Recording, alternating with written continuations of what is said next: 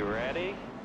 Green, green, green. These drivers put on a great show. On every type of track. Driving these cars, banging off of each other. Oh, he gets sideways. He's off the racetrack. There he goes, trying to make the pass. If you're a driver trying to get in, you get little opportunities like that. Watch how hard these guys are going to drive. Checkered flag in the air. Checkered flag there, champion. And welcome to Winston-Salem, North Carolina, and the stadium. Bowman-Gray Stadium for the NASCAR Hall of Fame 150. Alongside Phil Parsons, I'm Rick Allen. Down on pit road will be Derek Pernissiglio with us this evening. A gorgeous evening for racing as the drivers are meeting some of the fans. 69 degrees, calm winds, and forecast for great racing. Here's the East Series point standings. Chase Elliott and Brett Moffitt up top. 21 points separate the two. Now let's hear from Derek. Well, you never know what NASCAR legends you're going to run into at Bowman-Gray Stadium, and we've got a Hall of Famer here. Glenwood, you've had many laps, many wins at this racetrack, many championships, but has it changed any differently over the years since you raced here?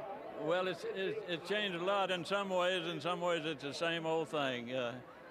The track itself, I can't tell any difference, other than you used to have cross ties around on the infield, and you'd run over them sometime, but they took them off and put little speed bumps, I guess they call them out there, but they really put on a show here. I was here in 1970, Rick, and this racetrack is exactly the same as it was in 1970. Here's some of the things you have to do to run well. You have to turn the center of the corner, and you have to get that 630 horsepower hooked up off the corner, and you want to stay on the bottom. Let's look at one of our regulars in the series in today's Bio Blast.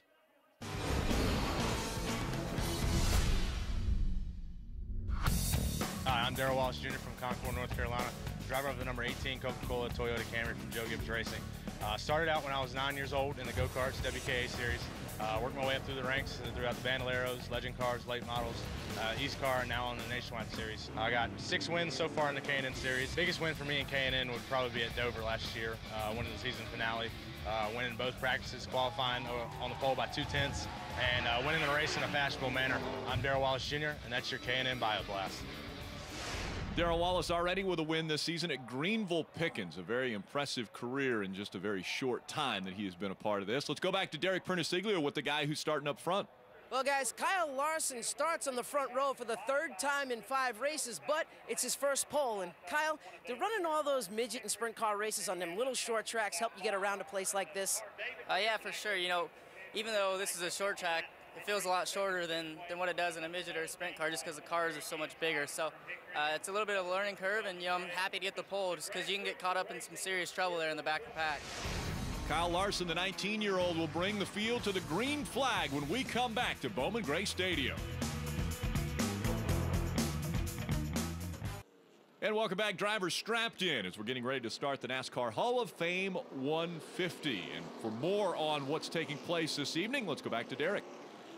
You know, guys, if you look over my shoulder, there's nothing but a football field in the infield. The pits are based outside the track. That means that once the race starts, you've got to stay out if you want to try to win this race. If you fall out, you are done. That's one major factor. The other major factor tonight is the driver's feelings. Check your ego at the door. This is racing at Bowman-Gray Stadium. Bumping and banging is commonplace, and it's going to be very common to see some wrinkled fenders here tonight. Maybe a little more than ego here. You're going to have to keep in check. We want to take a look at our starting grid. Again, Kyle Larson grabs that top spot in qualifying. It's Corey LaJoie that will start on his outside. A pretty impressive front 10 here. Certainly is. And how about Sean Case back to this series, a 7-time winner? Good to see him back. Eddie McDonald also in that top 10. Carlos Iaconelli will start 11th in this one. Harrison Rhodes will make his debut from the 14th position. Jorge Contreras Jr., a very young driver there, also in the top 20. Travis Pastrana, problems in qualifying, had to go to a backup car, starts 21st. Long way to go here on this little tight racetrack. Field side by side, 2 by 2 as they work out of turn number 4. Green flag goes in the air. We're underway. A little bit of contact between the front row, and that's not going to be unusual occurrence. Little bumping and banging once again through 3 and 4.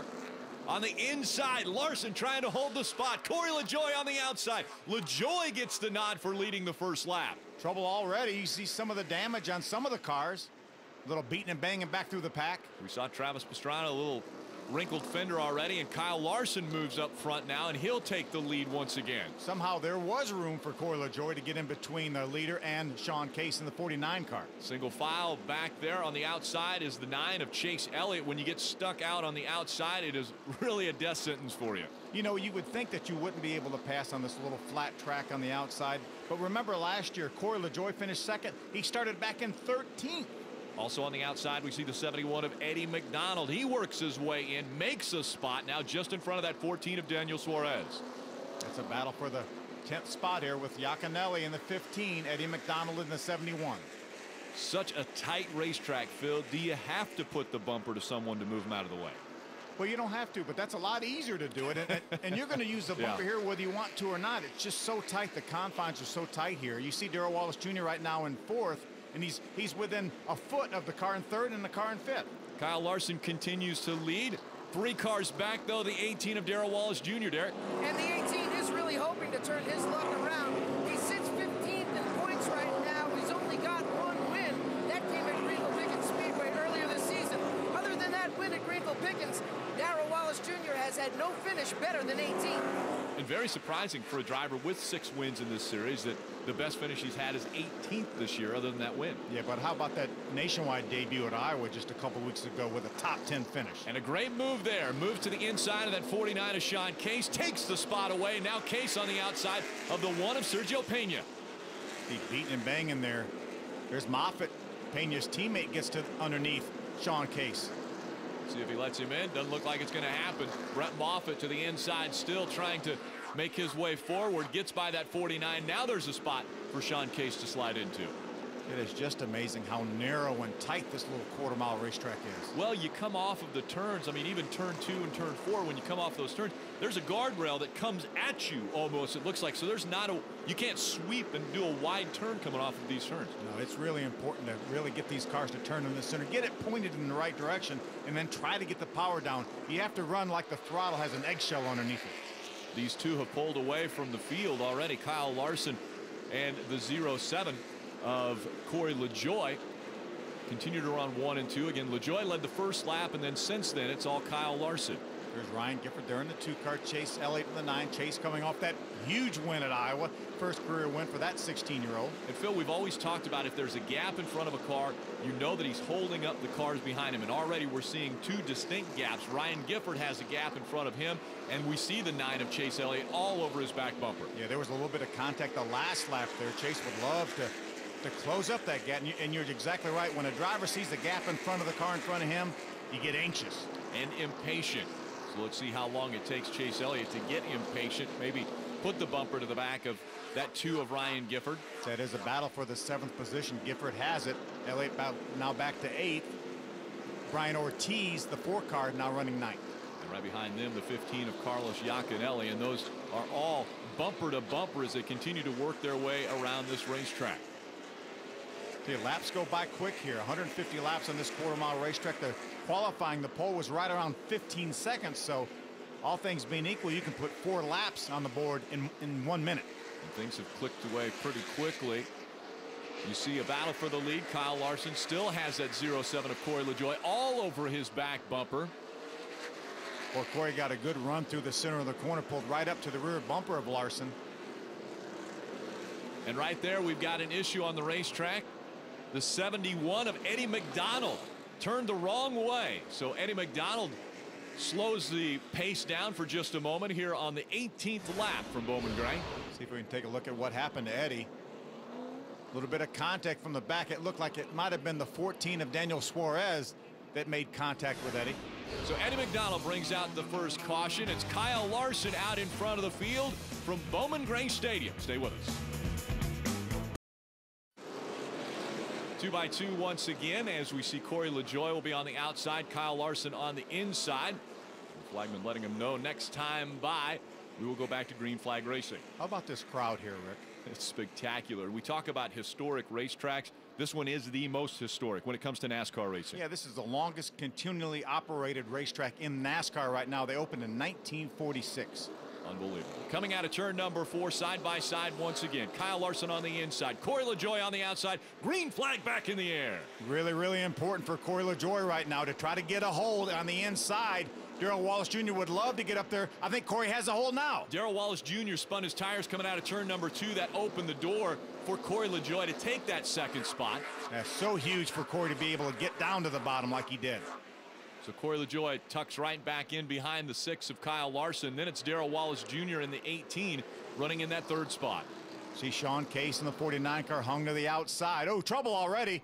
3 cars involved. Harrison Rhodes, we talked about him making his very first start in the 37. He's involved in this one. There's Dylan Presnell in the 26 car. He was involved. And Jimmy Weller also in the 31 involved in it. There's Yaconelli in the 15. Brandon Godovic in the 46 also involved. Yeah, this happened after that initial 3-car incident happened. These guys got turned around. It's so tight here. When one guy checks up on the brakes and the other guy doesn't realize it, he can get into the back and spin someone around. And nowhere to go to avoid it. You see all the damage to the 96 car of Ben Kennedy. Yeah, Ben Kennedy looks like he got underneath the car in front of him and did a lot of damage to the front end of that race car. So unfortunate for Ben Kennedy. Let's go back to Derek Pernissiglio. Guys, one of the major factors going into this race tonight is overheating. A lot of the drivers have come over the radio and said the temperature is starting to spike in the race cars. When you race on a short track, you don't get a lot of airflow coming into the air dam to cool that engine. So the crew chiefs have come back and said, put the car in neutral, rev it up, and get some of that water circulating. You know, Derek makes a great point, and some of the cars with the composite bodies are taking all the air down in the bottom, and when you run underneath somebody, you do damage to that top grill opening like the metal bodies. So some of the cars with the composite bodies may have an advantage as far as cooling goes. We saw the green flag was open for pit road, which, by the way, is outside of the racetrack. So the cars have to go outside to do any extensive work on these race cars. They don't have a typical pit road in the infield because the infield's actually a football field. And the fans are into it, too. Did you see the fans hollering at their favorites? Yeah, it's great here. What a beautiful setting. And the folks here in the Winston-Salem area really cherish this racing that they have on a weekly basis. Yeah, they run the modifieds or the Southern Modified Tour here, and it's amazing the crowd they get week in, week out here. Coming back out of turn number 4, side by side. Green flag back in the air. We're back underway. Corey LaJoie still on the outside. Way up the racetrack, the 1 of Sergio Pena. He gets hung out. And we were 3 wide coming off turn 2. How about through the grass there for the 2 of Ryan Gifford? Corey LaJoie leads that lap as well. Yep, Kyle Larson trying to stay on the bottom of the racetrack, but Corey LaJoie making the move on the outside. This is very uncharacteristic, but Corey LaJoie is able to hold on to it, still working that outside line. He's going to lead that lap as well. Yeah, Corey's got the lead. He got in front of Larson that time. Oh, now Larson fights back to the inside, but Corey's going to get the bite off the corner and clear him again. Corey LaJoie out in front of the field now as the 6 of Kyle Larson continues to try to peek on the inside to take that spot back. But LaJoie, your leader at the stadium. Yeah, that was huge for Corey LaJoie to be able to wrestle that lead away from the outside on that restart. Took it away on the restart. Now he holds on to it. Single file once again. You see Chase Elliott in the 9. Just behind that 4 of Brian Ortiz. Now side-by-side racing. Travis Pastrana on the inside. Ben Kennedy with the damage to the front end of that race car on the outside. Yeah, Travis has made a nice recovery starting from the very back of the pack with a backup car now up into the top 13. Very odd that you would think you'd have to go to a backup car, and caution comes out once again. This time it's Dylan Presnell in that 26. He gets turned around, catches the 12 of Jorge Contreras Jr. And these cars come around the racetrack so fast, it's almost impossible not to lose a lap when you spin like that. So a hard-fought Corey LaJoie in front of Kyle Larson. Corey LaJoie now leading the pack. This time Corey LaJoie is going to choose the inside line for the restart of the NASCAR Hall of Fame 150. He's restarted from the outside every other restart this race. He's going to love being on the inside. We'll see how it works out. We saw Corey LaJoie get the lead on the outside. Can Kyle Larson do the same thing? Corey LaJoie, Kyle Larson side by side. Green flag back in the air. See Larson keep his left front fender right against Corey LaJoie. Now he's got a battle for second. Darrell Wallace Jr. pulls to the inside. Darrell Wallace Jr. had a lot better restart that time, but it's the 6 of Kyle Larson that gets in and behind him. Wow! Take a look at this. The 14 of Daniel Suarez up on his side. Look at the damage to the right front corner of that Toyota. Sliding into that's where they get off the racetrack to go to pit road. Daniel Suarez in that 14 up on 2 wheels now because he hit the barrier right as they were getting off of the racetrack. Tremendous amount of damage to that X-Team car. Wow. You just wonder if there was a little bit of contact that sent him out there towards the outside wall. Yeah, he's definitely headed the wrong direction, so he had to have some help, or the back end broke free. Take another look. Watch him on the outside of Brandon Godovic. Looked like he got in the corner a little bit hot. Maybe he had a little bit too much rear brake. You try to run a lot of rear brake here to help these cars turn in the center of the corner, and he may have got a little bit of wheel hop as he entered the corner. In a very strange way for us to go under a red flag condition. We've got a car stuck on the guardrail right now.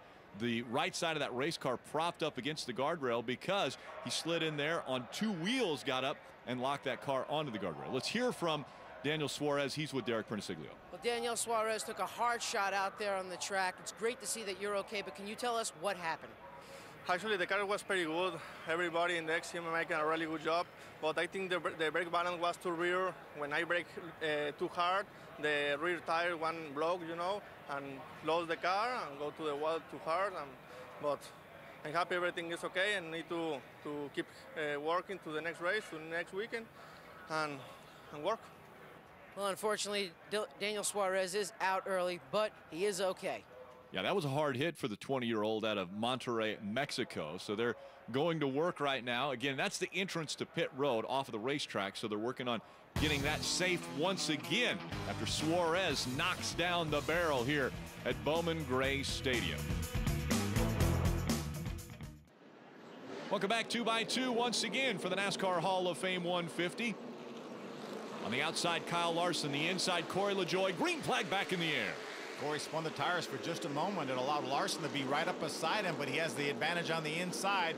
Let's see if Larson hangs in there or jumps to the inside. He does. Brett Moffitt with a good restart. He's trying to find a spot, but it's Darrell Wallace Jr. that's on the inside. Can Moffitt sneak in there and take third away? They're still side by side. Moffitt has the outside line here. Darrell Wallace the preferred line on the inside. Wallace has it. Wallace takes third. That drops Moffitt back to fourth. They're side by side for fifth, but now Ryan Gifford will slide in behind the one of Sergio Pena. Brian Ortiz the four. Oh, a little bit of contact. Looked like Chase Elliott got pushed into the corner by the 49 of Sean Case. And the 49 and 9 are still going at it. Now the 49 of Case hung out on the outside of that 46 of Brandon Godovic. There's Ben Kennedy now going to try to get to the inside of Sean Case. We saw him with damage earlier. He's made a nice recovery, stayed on the lead lap. Dale Quarterly just in front of that 9 of Chase Elliott. Quarterly doesn't have a lot of damage to his race car, but I guess it's still early in this one. Yeah, if you're going to run 150 laps here at Bowman-Gray, you're going to have a little bit of body damage when this thing's over. A lot of body damage to that 96 of Ben Kennedy. Again, that happening earlier in the race when he got underneath another race car. Side-by-side battle for 12th. Pastrana on the inside, Sean Case on the outside. Yeah, Iaconelli, the 15, all over the back of Pastrana. And please go, Travis, please go and let me get to the inside as well. And now up underneath that 99 is Iaconelli, but Pastrana able to keep the rubber to the racetrack and hold on to that position, and everything right in front of him. Dale Quarterly in the 32 gets turned around. Sean Case makes a little bit of contact with the outside guardrail. Ben Kennedy, Sean Case, Jimmy Weller all involved in this. Ben Kennedy able to drive away before the leader gets here. He stays on the lead lap. Fifth caution of the race coming out. Ben Kennedy again involved once again.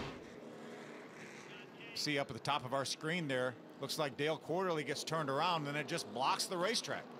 It is such a narrow racetrack, and you talk about one car sideways and nobody can get by. Looked like Iaconelli went across the 20-yard line to get by that.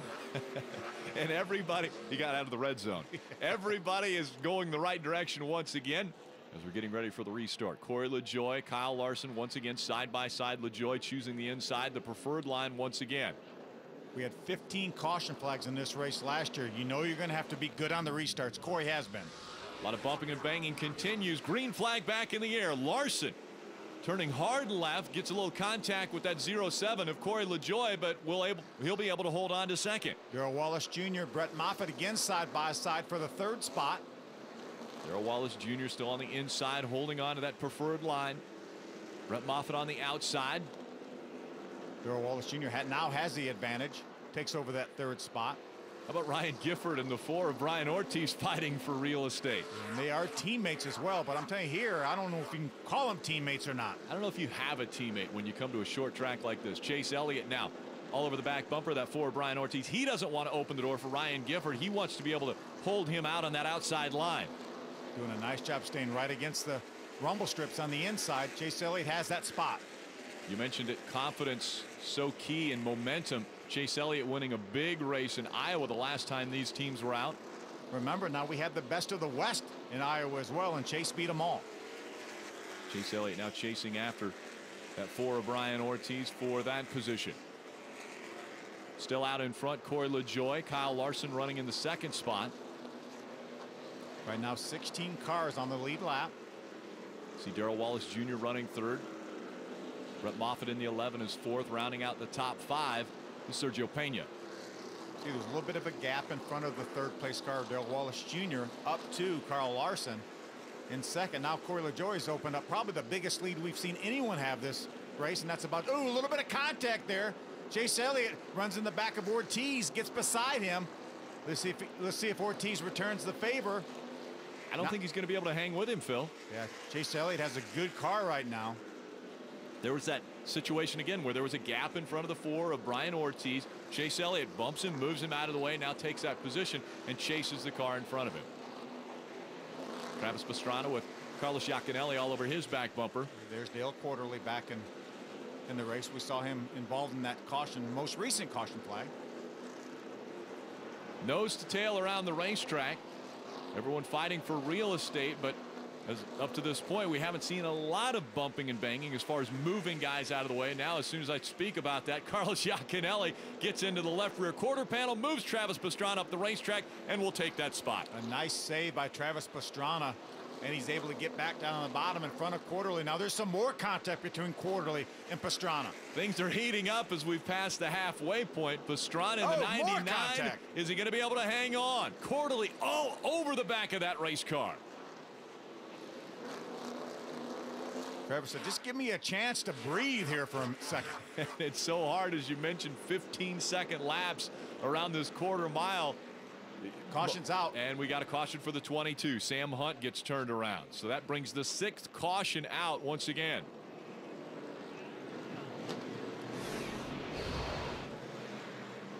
Obviously a little bit of contact there. You see Sam get turned around. Looks like that might have been Eddie McDonald in the 71 behind him. A full moon. Well, short track racing. That's why we're seeing the caution. Bowman-Gray Stadium in Winston-Salem, North Carolina. A perfect night for racing and a perfect night for short track racing. We've seen a lot of bumping and banging once again on the inside. Corey LaJoie, Kyle Larson on the outside. Green flag back in the air. Corey LaJoie's been pretty flawless on these restarts. You see him open up and get such a good bite off of turn 2 on these restarts. Corey LaJoie was able to take the lead away from Kyle Larson on a restart. He did it on the outside. Was able to hold on to that top spot now, and as you mentioned, has been so good on these restarts. We had a side-by-side battle for third for a moment. Now Darrell Wallace has third back. There's Brett Moffitt, the 11 and 4th. Sergio Pena in the 1. A lot of damage to the front end of that race car now. And we talked about the overheating issues. That could be a problem for the 1 of Pena. You certainly could. All these steel-bodied cars, when they close up that top grill opening, as Derek was reporting, as you said, there's a lot of damage to Sergio Pena's car. A lot of smoke coming out of the right front of Travis Pastrana. That's from body damage. Sheet metal rubbing up against that right front. You see when that car loads down in the center of the corner. Ooh. Dale Quarterly again. It's short track racing, isn't it? It certainly is. Pastrana has been hit more times now than I think he does in the X Games. Without a doubt, and it seems like a lot of them come from Dale Quarterly here recently. Yeah, Quarterly has been all over the back bumper of that 99. Right behind Quarterly, the 37 of Harrison Rhodes. Harrison, we saw him go off the racetrack, have work done to his race car, and he's back out here working his way back onto the lead lap. See, right now there's a gap in front of Travis Pastrana. That's why Dale Quarterly knows that it's time to go. And he sees that smoke coming off the 99 as well. Pastrana continuing to wear away at that right front tire.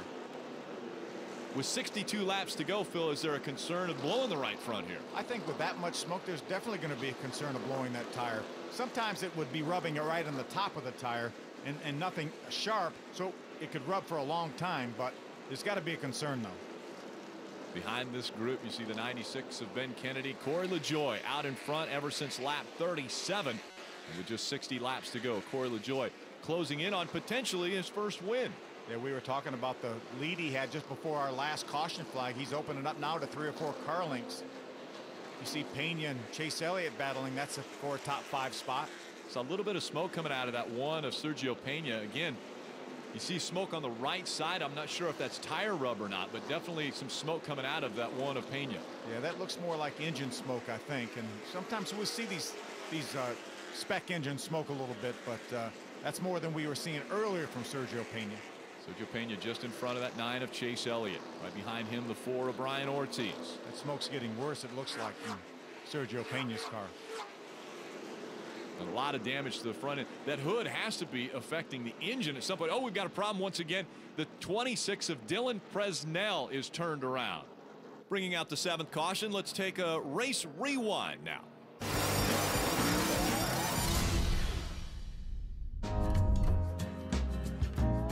Bowman-Gray Stadium is NASCAR's longest running weekly sanctioned racetrack, hosting races since May 18, 1949. The track hosted 29 NASCAR Grand National races from 1958 to 1971. From Lee Petty to Junior Johnson, all of the NASCAR legends at one time or another raced here. Richard Petty won his 100th of 200 wins at Bowman-Gray Stadium, and a little boy named Richard Childress first entered the racing world selling soft drinks in the grandstands. Today, the track plays host to the NASCAR K&N Pro Series and Whelen Southern Modified Tour. Matt DiBenedetto won the inaugural race for the K&N Pro Series East last year, but each week since 1949, this little track hosts the big horsepower of weekly NASCAR Whelen All-American Series Modified racing. And there's Glenn Wood, the 2012 Hall of Fame inductee. And also, I believe he won here, what, about 4 times, didn't he? 4 times, sure did, in the Cup Series. As a matter of fact, I talked about being here in 1970. That was for a Cup race.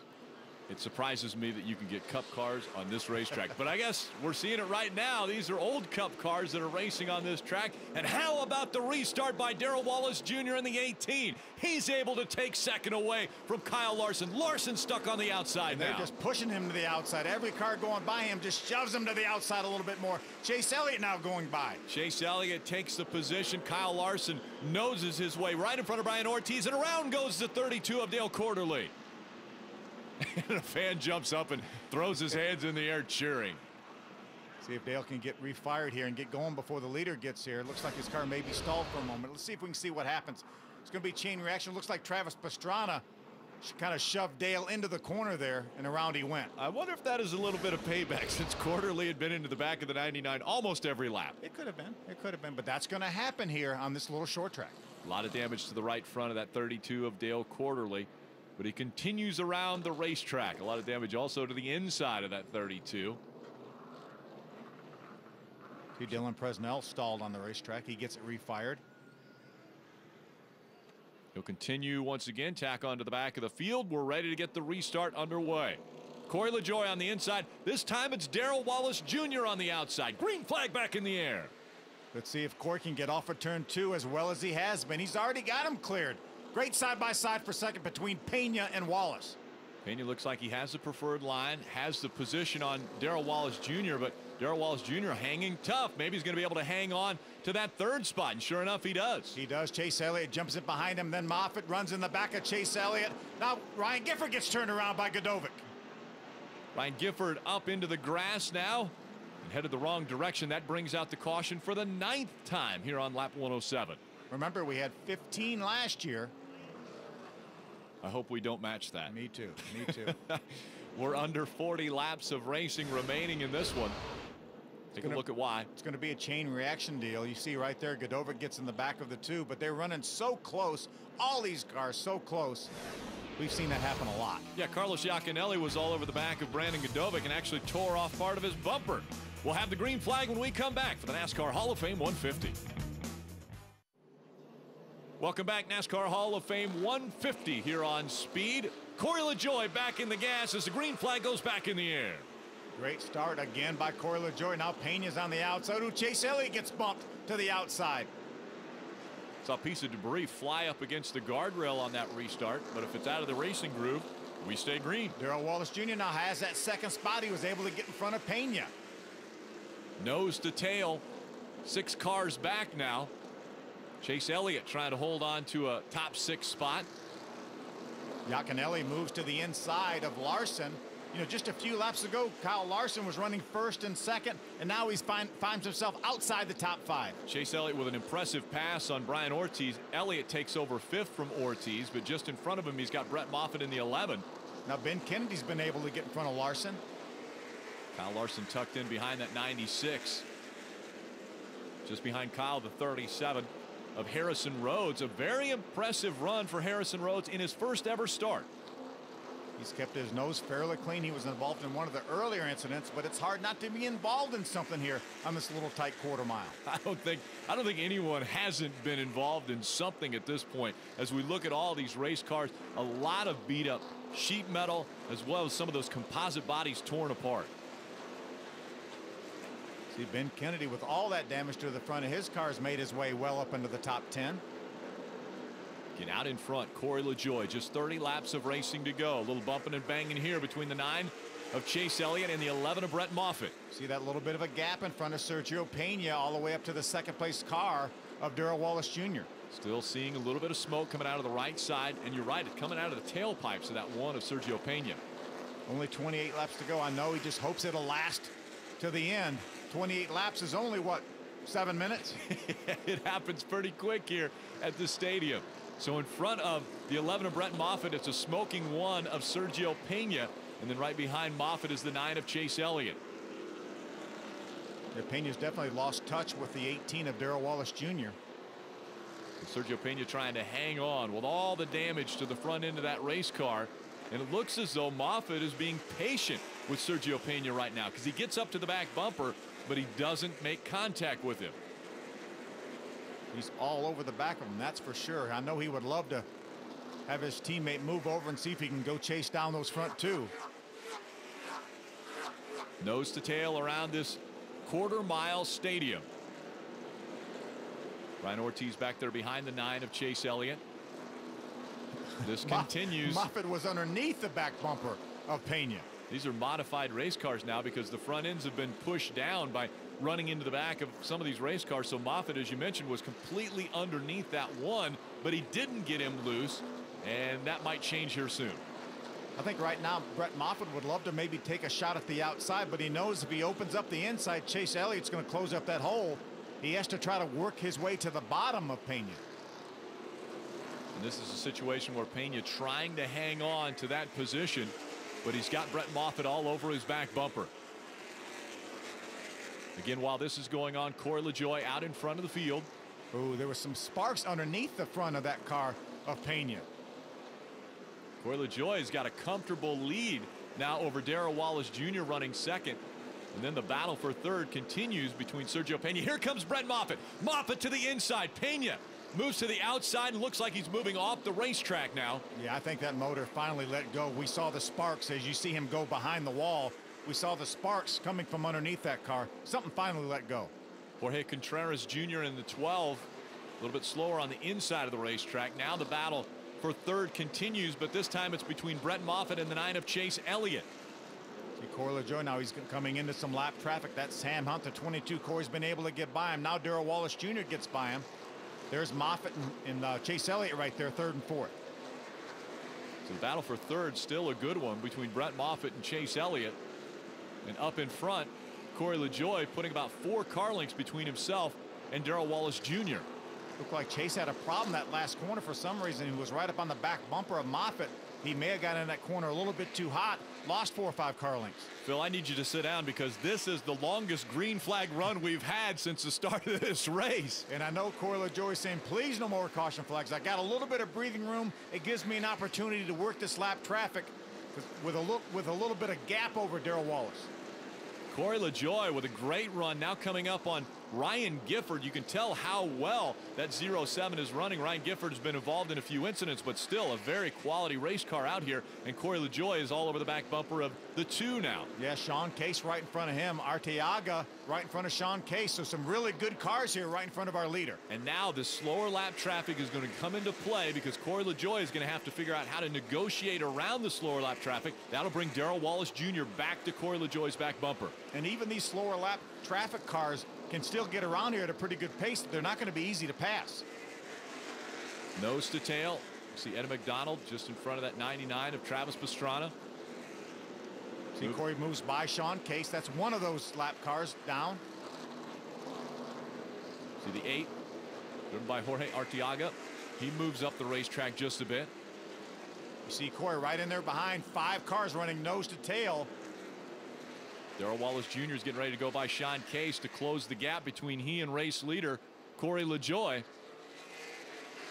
11 laps of racing to go. LaJoie crossing the stripe once again. He's got the slower lap traffic in front of him.